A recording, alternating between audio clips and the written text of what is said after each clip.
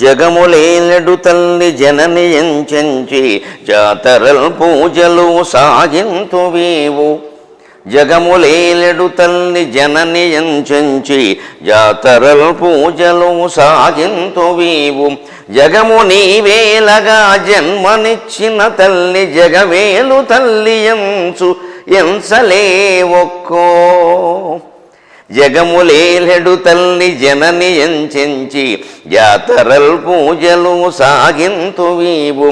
జగము నీవేలగా జన్మనిచ్చిన తల్లి జగమేలు తల్లి ఎంచెంచలే ఒక్కో. నిగనిగల్ జారిన నీరుగారినను నినుగన్నది తల్లి నీ పూజ చెల్లి. నిగనిగల్ జారిన నీరుగారినను నినుగన్నది తల్లి నీ పూజ చెల్లి. సగమైన వేళ నీ సాయము కోరి చాతకమ్మై నిల్వ స్వాతి కాలేవే. సగమైన వేళ నీ సాయము కోరి చాతకమ్మై నిల్వ స్వాతి కాలేవే. మన తల్లి తరువోజ మన పూజ మన జన్మమున కామె మధుమాధవీజ. తెలుగువారమైన మనకి కొత్తవేం కాదు, ఇవన్నీ చిన్నప్పటి నుంచి వింటున్నవి. ఈ దేశంలో ఏ తల్లి ఏ తండ్రి రామాయణ భారత భాగవతాల్లో ఒక ఘట్టమైనా చెప్పకుండా పిల్లాడిని పెంచడు. దీనికి కులంతో నిమిత్తం లేదు, మతంతో కూడా నిమిత్తం లేదు. ఒక రకంగా ఈ దేశ చరిత్ర సంస్కృతి, ఇది కేవలం హిందూ సంస్కృతి అనడానికి కూడా లేదు. ఇది భారతీయ సంస్కృతి, మొత్తం అన్ని మతాలకు సంబంధించింది, అన్ని కులాలకు సంబంధించింది. ఏ తల్లి అయినా తన పిల్లకో పిల్లాడికో ఉయ్యాల్లో పడుకోబెట్టినప్పటి నుంచి రామాయణ ఘట్టమో భారత ఘట్టమో భాగవత ఘట్టమో చెప్పకుండా ఉండదు. ముఖ్యంగా దేశంలో ప్రతి తల్లి ఉయ్యాల్లో పడుకున్న పిల్లాడిని బాలకృష్ణుడుగానే భావించింది, తనని తాను యశోదగానే భావించుకుని తప్ప తానేదో మానవ స్త్రీనని ఇతనెవరో ఇక్కడ పుట్టాడని ఎప్పుడు అనుకోలేదు. జో అచ్యుతానంద జోజో ముకుంద అన్నారు.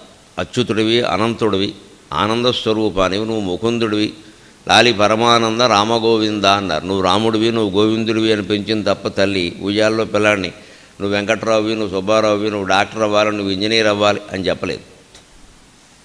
పుట్టుకతోనే తల్లి ఆ మాట చెప్పింది. వాటిని అటువంటి కథల్ని మళ్ళీ ఈవేళ మనం సప్తాహం పేరు మీద 7 రోజుల పాటు వరుసగా కొన్ని ముఖ్యమైన ఘట్టాలు చెప్పుకోవడం, ఇక్కడ నిష్ఠాపరంగా బ్రాహ్మణులు 7 రోజుల పాటు భాగవతాన్ని పరిపూర్ణంగా 12 స్కంధాలు 14,093 శ్లోకాలు పారాయణ చేయడం వ్యాసభాగవతాన్ని. అంటే ఎందుకోసం? ఇందాక మిత్రుడు దేవేంద్ర కుమార్ శర్మ గారు పేర్కొన్నట్టుగా ఇది మన జీవితాల్లో మూలమైన ఆలోచనలోకి మనం వెళ్ళేలా చేయడానికి. మౌలికం అంటారు. మౌలికం అనేదాన్ని ఇంగ్లీషులో ఏదో ప్రైమరీ అంటారు, అది కూడా కుదిరేది కాదు. ప్రాథమికం అనే అర్థం మౌలికానికి కుదరదు. మూలానికి సంబంధించిందే మౌలికం. అది చిన్న ఆలోచన కాదు, మూలమైన ఆలోచన. ప్రాథమికమైన ఆలోచన కాదు, మూలమైన ఆలోచన. ఆ మూలమైన ఆలోచనే నేనెవరు అనే ఆలోచన. అన్నిటికీ మూలమే నేనే కదా, నేను లేకపోతే మిగిలినవన్నీ ఎక్కడున్నాయి? అంచేది ఏ మనిషి అయినా, మనిషే కాదు, ఆలోచించగలిగితే ఒక జంతువు అయినా సరే, ఒక కీటకమైనా సరే, బ్రహ్మాది స్తంభ పర్యంతం ఏదైనా సరే ఆలోచించగలిగితే చేయవలసిన ఆలోచన ఒకే ఆలోచన, నేనెవరు, అంతే. రమణ మహర్షిని ఏదైనా ఒక గొప్ప మంత్రం ఉపదేశించండి అంటే నేనెవరు, అదే మంత్రం పో అని చెప్పాడే, ఇంకేం చెప్పలేదు. నేనెవరు, అదే మంత్రం పో అన్నాడు. ఇది మంత్రం, అది అంతేనాయా? మంత్రం అంటే ఏమిటి? ఊరికే ఉపాసన చేస్తే డమ్మడం అంటే ఏమిటవుతుంది ఇక్కడ? నేనెవరిని ఆలోచించి అవుతుంది సమస్తం అన్నాడు. అదే మంత్రం. మన మంత్రాలు అనేసరికి ఏదో చంద్రగ్రహణమో సూర్యగ్రహణమో రావాలంటాం. మనమే పెద్ద శనిగ్రహణం ఇక్కడ. ఇది వదిలించుకో, మన మనసు అంతకంటే పెద్ద గ్రహణం. దీన్ని వదిలించుకోకుండా చంద్రగ్రహణం సూర్యగ్రహణం ఎవరో గురువుగారు రావాలి అనేసరికి ఆ చంద్రగ్రహణం సమయానికి సూర్యగ్రహణం సమయానికి దొంగ గురువులు తయారైపోతారు. మనం ఆ సమయం కోసం చూస్తాం. అసలు ఒక సమయం, ఒక ప్రదేశం, ఒక ఇదే అనుకోకుండా అన్ని సమయాలు పవిత్రాలే, అన్ని ప్రదేశాలు పవిత్రాలే అంటే ముందు ఈ నేను అనేది తెలియాలి. దాన్ని తెలుసుకునే వ్యాసుడు భాగవతాన్ని రచించాడు. అందుకే నేను మా అమ్మ గురించి చేసిన ప్రార్థనలో, అమ్మా నువ్వు నన్ను కాపాడిన మాట చాలా నిజం, వేరే ఏం చెప్పక్కర్లేదు, ఆ విషయం నీకు తెలుసు నాకు తెలుసు. విపదంత తమస్సుల వేళ ప్రేమ దీపమ్ము నిదందలంతు. భయంకరమైన ఆపదలు నన్ను కమ్మేసినప్పుడు, బతుకుతానో లేదో అనుకున్నప్పుడు నీ ప్రేమని దీపంగా వెలిగించావమ్మా. నా కళ్ళల్లో ఇంతకంటే ఏం కావాలి? నువ్వు ఉండబట్టి నేను బతుకున్నాను, నువ్వు వెళ్ళిపోయినా బతుకున్నాను. విపదంధ తమస్సుల వేళ ప్రేమదీపము నిదంతలం. తమస్సు అంటేనే చీకటి. అంధ తమస్సు అంటే గుడ్డివాడు చీకట్లో నడవడం, మరీ ఘోరం అన్నమాట. చీకటిలా ఉన్న మనబోటిగాళ్ళ నడిచామనుకోండి, మన కళ్ళ వెలుగు ఏదో కొంత ఉంటుంది. కనీసం పూర్వం చూసిన గుర్తు. ఒకళ్ళు చీకట్లో మనం నడవాలన్నా ఈ హై స్కూల్ ఆవరణ నుంచి ఆ మెయిన్ రోడ్డుకి నడవడానికి ఇంచుమించు చీకటేగా, శర్మగారి దయవల్ల. అందుకని ఈ చీకట్లోనే మనం నడిచినా మనం వచ్చిన ఆవరణ కదా, మనం తిరుగుతూ ఉంటాం కదా, కాబట్టి కొంత తెలుసు. పగలు తిరిగాం కాబట్టి తెలుసు, నడుస్తాం. కానీ అంధుడికి వచ్చిన సమస్య ఏమిటంటే అతను గుడ్డివాడు, ఉన్నది చీకటి. కొన్ని ఆపదలు ఎలా ఉంటాయంటే జీవితంలో మనమా గుడ్డివాళ్ళం, వచ్చింది చీకటి, ఇంకేం చేయాలి? అందుకని అంధతమస్సు అంటారు. అంధతమస్సు అంటే భయంకరమైన చీకటి. నిజంగా పరమాత్మ స్వరూపాన్ని కనిపెట్టడానికి ఆ లోతైన చీకటి మూల కారణంట. ఉపనిషత్తుల్లో వేదాల్లో చెబుతారు. తమసా తమయేవ తమసా గూఢమగ్రే అంటారు. చీకటిని చీకటి ఆవరించింది అంటారు. ఇంతకు మించిన మహాకవిత్వం ఎక్కడ ఉండదు. అది వేదంలో కవిత్వం. తమయేవ తమసా గూఢమగ్రే అంటారు. తమస్సు ఆవరించింది, చీకటిని చీకటి ఆవరించడం ఏమిటి? కాళిదాసు మహాకవి వర్ణిస్తాడు. శుచీభేద్యైస్తమోభి అంటాడు. దట్టమైన చీకటి ఎలా ఉందంటే సూదితో గుచ్చొచ్చట. సూదితో గుచ్చుతావా చీకటిని? అది కవిత్వం. దట్టంగా చీకటి ఉంది అనడం మామూలు మాట. చీకటి ఎలా ఉంది అంటే చీకటిని సూదితో గుచ్చొచ్చు, అది కవిత్వం. అంతే. అది అనుభూతికి అర్థమయ్యేది తప్ప సూదికి చీకటికి తెలిసేది కాదు. సూది పట్టుకు బయలుదేరితే కుదరదు. చీకటిని సూదితో గుచ్చడం ఏమిటి? అది కవిత్వం. అంతే. కవిత్వం అలాగే ఉంటుంది. అది అనుభూతికి తెలిసే విషయం. కవిత్వము స్త్రీ రెండూ సమానం. స్త్రీ అర్థం కాదు, కవిత్వము అర్థం కాదు. ప్రపంచ ప్రఖ్యాత శాస్త్రవేత్త స్టీఫెన్ హాకింగ్. ఫిజిక్స్లో ఆయన మించిన వాళ్ళు లేరు. ఓ 2-3 ఏళ్ల క్రితం స్వర్గస్థుడయ్యాడు మహానుభావుడు. చాలా గొప్ప బ్లాక్ హోల్స్ మీద అద్భుతమైన పరిశోధన చేశాడు. బ్లాక్ హోల్ని తెలుగులో కృష్ణబిలం అంటారు. కృష్ణబిలం అంటే ఎవరండి? శ్రీకృష్ణుడు ఉండే బెలం. ఇంక చెప్పేది ఒకటి వేరే. కృష్ణస్వరూపం అదంతా నలుపు. బ్లాక్ హోల్స్ అంటే మనకు ఆ బ్లాక్ హోల్స్ దాటితే పాలపొంత క్షీరసాగరం. అందులో నల్లని వాడు విష్ణువు. మన పురాణాల్లో కథల కింద చెప్పారు. వీళ్ళు వేళ మొత్తం సైన్స్ మీద బయట పెడుతున్నారు ఆ విషయాలని. వీళ్ళు బయట పెట్టే వరకు మనం ఆగితే మన జన్మలు అయిపోతాయి. అందుకని మన పురాణాలు నమ్మడమే సరైంది. ఆయన్ని మహత్తరమైన పరిశోధనలన్నీ చేశాడు. ఆయనకి కాలు లేదు, చేయి లేదు, కన్ను లేదు, ఏమీ లేవండి. ఒక్క మెదడు తప్ప. మనకు అన్నీ ఉన్నాయి, ఒక్క మెదడు తప్ప. అదే ఆయనకి మనకి తేడా. అన్నీ పనిచేస్తున్నాయి, మెదడు పని చేయట్లేదు. ఆయనకు ఒక్క మెదడే పనిచేసి ఇంకేం పని చేయలేదు. ఆయన అన్ని పరిశోధనలు అయిపోయాక ఒక పెద్ద ఇంటర్వ్యూ చేశారు. ఇన్ని చేశారు కదా, మీకు అర్థం కాని విషయం ఉందా అంటే మా ఆవిడ అర్థం కాలేదన్నాడు. నమశివాయ. ఎందుకు? ఆవిడకి కూడా ఈయన అర్థమయ్యాడని ఏం లేదండి అక్కడ. వాళ్ళనే అనక్కర్లేదు, ఆవిడకి ఈయన అర్థం కాలేదు. ఎందుకు అర్థం కాడు? ఏం కాకపోవడానికి వాడు చేసిన దోషం ఏముంది, వీడు చేసిన దోషం ఏముంది? శరీరంలో అతి ముఖ్యమైనది మనస్సు అండి.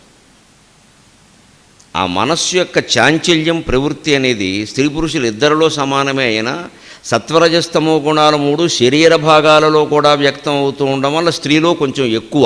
నన్ను స్త్రీలు మన్నింతురుగాక ఉన్న విషయం చెప్పి. సత్వరజస్తమో గుణాలు 3 పురుషుల్లో స్త్రీలో ఉంటాయి. పురుషుల్లో స్త్రీలో కాదు, ఈ ఈశాలో ఉంటాయి, దీంట్లో ఉంటాయి. బయటికి కనిపించకపోవచ్చు, సృష్టి అంతా ఉంటాయి. త్రిగుణాత్మకం. అందుకని ప్రకృతి భేదం ఉంటుకోవచ్చు. అందుకే మనకు తెలుగు భాష గొప్పతనం వేరే చెప్పగల. స్త్రీ సకారం సత్వగుణం, తావత్తు తమోగుణం, రావత్తు రజోగుణం, 3 కలిపితేనే స్త్రీ. తెలుగుకి ఇంగ్లీష్కి ఎంత తేడా ఉందో గమనించండి. ఉమన్, లేడీ ఇవన్నీ కుదరవు. వై ఉమన్ అంటే ఐ డోంట్ నో అంటాడు వాడు, వై లేడీ అంటే ఐ డోంట్ నో అంటాడు. మనకి ఐ డోంట్ నో అనాల్సిన కర్మ మనకి, ప్రతిదీ నో, ఐ నో. కనీసం భారతీయుడు ఏదైనా తెలియని వాడు మన పిల్లలు ఇంటర్వ్యూలో చెబుతూ ఉంటారు సింపుల్గా ఐ హ్యావ్ నో ఐడియా అంటారు.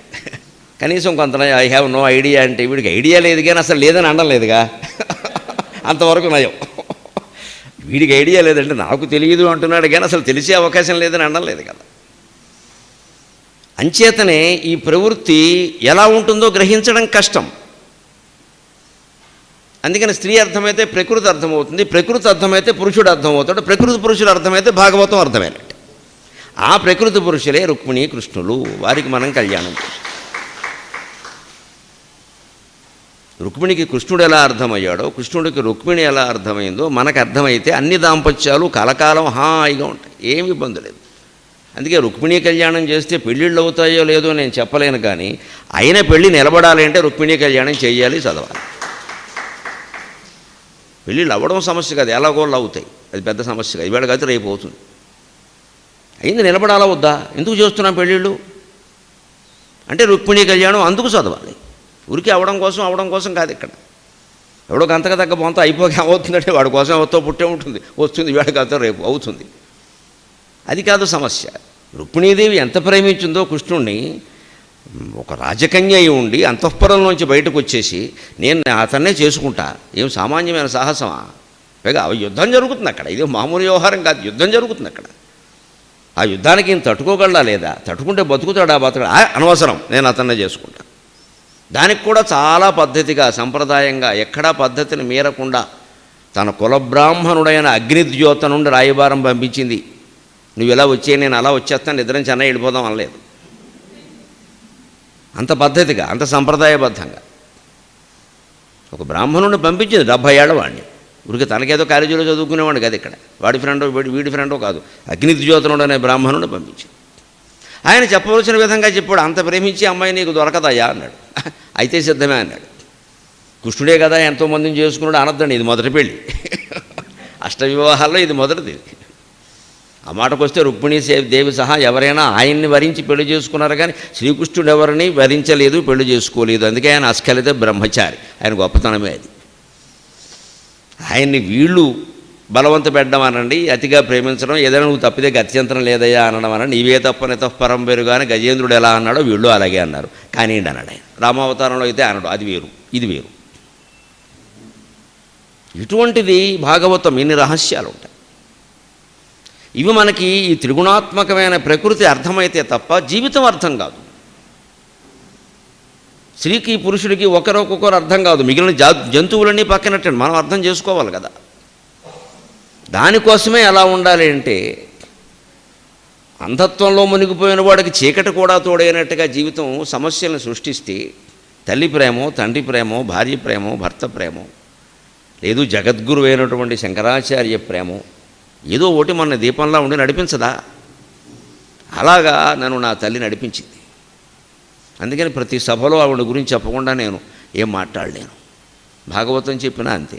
ఎప్పుడో 10 ఏళ్ల క్రితమో 15 ఏళ్ల క్రితమో భాగవతం మీద మాట్లాడవలసి వస్తే అల్లిన పద్యం ఇది. ఆ భారతం భాగవతం అన్ని వ్యాసపీఠాల కింద పెట్టుకుని నువ్వే చదివేవు, మాకు వినిపించావు, లేకపోతే మేము చదువుతుంటే ప్రోత్సహించావు. నాకు 17 ఏళ్ల వయసులో డిగ్రీ చదువుతున్నప్పుడే ఒక విచిత్ర లక్షణం ఏమిటంటే, ఆ రోజుల్లో పిల్లలు ఎవరికి, విద్యార్థులు ఎవరికి లేనిది వేసవకాలం సెలవుల్లో కానీ వర్షాకాలం సెలవుల్లో కానీ ఎప్పుడూ ఈ జీవుడు కబడ్డీ కానీ ఖోఖో కానీ ఏమీ కాలెత్తిన పాపాన పోలేదు. అస్సలు ఆటలు అనేది మనకు తెలియదు. పుస్తకం ముచ్చుకోవడమే అంతసేపు, అది కూడా ఇలాంటి వ్యాసపీఠం ఒకటి పెట్టుకుని కూర్చోవడమే. అంతంత లావు పుస్తకాలు కదా మరి.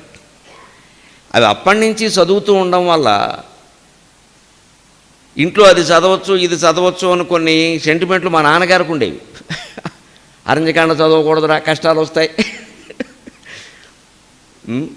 ఇలాగే రామాయణంలో అరణ్యకాండ చదవద్దు, భారతంలో అరణ్యకాండ చదవద్దు, సుందరకాండ ఒక్కడే చదివితే అందరూ సుందరకాండ చదువుతూ మరి మిగిలిన కాండలు ఎవరు చదవాలి? వాల్మీకి ఎందుకు రాశాం? ఈ సెంటిమెంట్లు ఎప్పుడు జీవితాన్ని కాపాడమండి, మీరు మరోలా అనుకోకండి. సెంటిమెంట్లు కాపాడమండి, శాస్త్రజ్ఞానం కాపాడుతుంది. రామాయణ భారత భాగవతాలు 3 పూర్తిగా చదవాల్సిందే.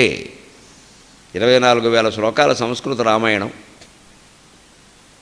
తెలుగులో విశ్వనాథ వారి కల్పవృక్షం 12,796 పద్యగద్యాలతో ఉన్నది. అలాగే సంస్కృత భారతం వ్యాస భారతం 1,700 శ్లోకాలతో ఉన్నది. కవిత్రయ భారతం తెలుగులో 21,697 పద్యగద్యాలతో ఉన్నది. అలాగే వ్యాస భాగవతం 14,093 శ్లోకాలతో ఉన్నది.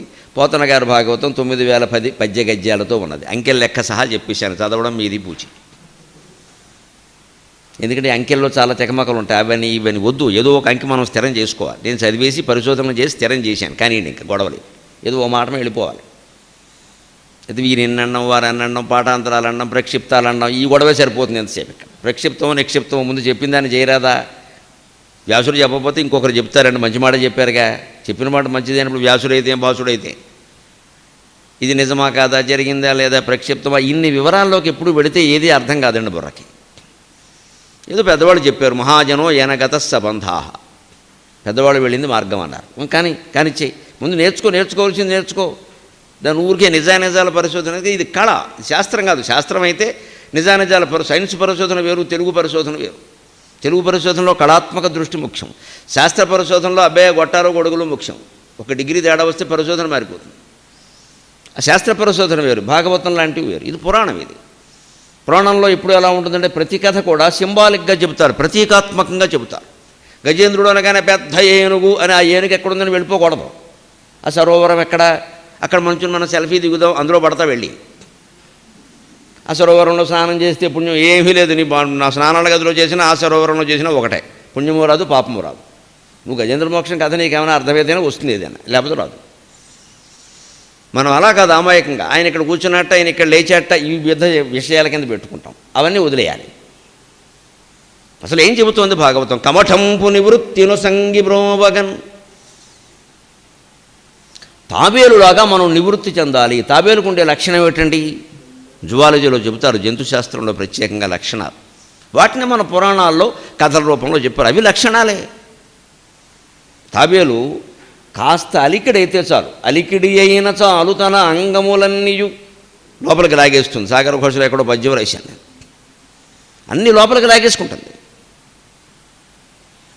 ఎందుకంటే దాని భయం, దాన్ని భగవంతుడు దానికి ఒక టెప్పు ఇచ్చాడు పైన, సేఫ్టీ.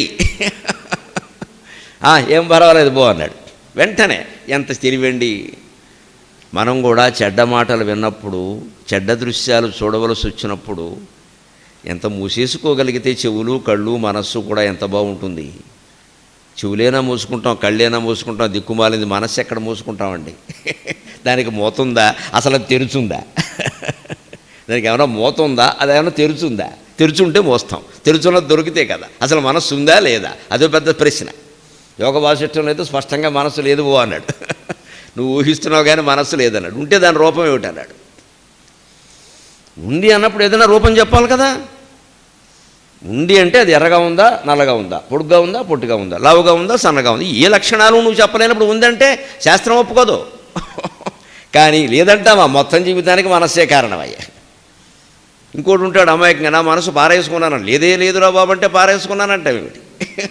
ఉన్న పరసు పారేసుకుంటాడు, లేని పరసు ఎవడైనా పారేసుకుంటాడా? అంతే. ఇదో అజ్ఞానం అయితే అదో అజ్ఞానం. ఉందనుకోవడం ఒక అజ్ఞానం అయితే పారేసుకోవడం ఒక అజ్ఞానం.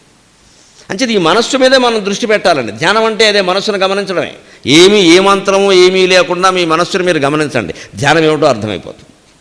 ఎక్కడ కూర్చున్నాం, ఎప్పుడు చేసాం, ఇవన్నీ పెద్ద విషయాలు కాదు. మీకు ఎక్కడ వీలైతే అక్కడ కూర్చోండి, ఎప్పుడు వీలైతే అప్పుడు చేయండి. పడుకునేనా చేయండి, ఏం పర్వాలేదు. మనస్సును గమనించండి. ఒక్క ఆలోచన కూడా రాదు. గమనించడం మొదలు పెడితే ఆలోచనలు ఆగిపోతాయి. గమనించకపోవడం వల్లే ఆలోచనలు వస్తున్నాయి. ఆ నివృత్తే తాబేలు నివృత్తి. వెనక్కి అవయవాలు లాగేసుకున్నట్టుగా మన మనస్సుని ఈ ఇంద్రియ వ్యామోహాల నుంచి లాగేసుకోవాలి. కోరికలు అసలు వద్దని కాదు, తప్పుడు కోరిక వద్దు, అంతే. తప్పుడు కోరిక వద్దు. కోరికలు వద్దని ఎవరూ చెప్పలేదు. కోరిక లేకపోతే అభివృద్ధి లేదు, జీవితం లేదు. ఎలా వదిలేస్తావు? ఆ నివృత్తి కోసం అమ్మా నీ దగ్గర నేను భాగవతం నేర్చుకున్నాను, ఈవేళ కూకట్పల్లిలో చెబుతున్నాను. దేవేంద్ర కుమార్ శర్మ గారి ఆహ్వానం మేరకు 7 రోజుల పాటు వరుసగా చెప్పదలుచుకున్నానమ్మా, నాకు ఆ శక్తి కలిగించమని మా అమ్మను ప్రార్థిస్తూ